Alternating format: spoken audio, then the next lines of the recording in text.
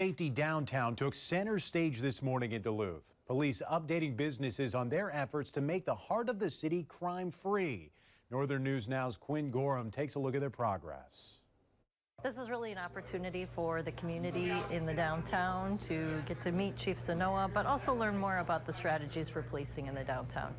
Christy Stokes, president of the Downtown Duluth organization, says about 80 people attended Thursday's lunch at the pier. The event is a new spin on the quarterly breakfast the organization would hold, and today's focus was public safety. It's an opportunity to us to receive feedback from the community, from our business community. It's an opportunity for us to help educate our business community on what we're doing. Mike Sanoa, Duluth's police chief, gave an update to the state of public safety in Duluth's downtown area. Sanoa says the department is getting fewer calls for service throughout the city as they've embraced mental health programs. And while the downtown corridor has seen a similar downward trend, the area still has its challenges. They're seeing needles or damage to property or vandalism that occurred sometime, in the overnight hours.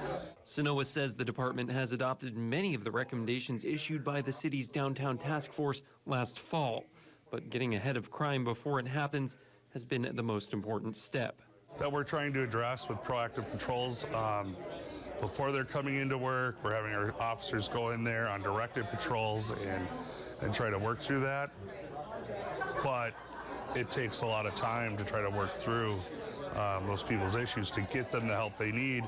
And business owners at the luncheon seemed to have a positive outlook on the department's efforts. This is a community problem, and I think that's the approach that the police department and the greater downtown council is really bringing to light.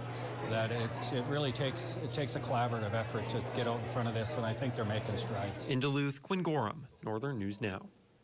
Sanoa says while violent crime was down in 2022, calls for repeat offenders were up.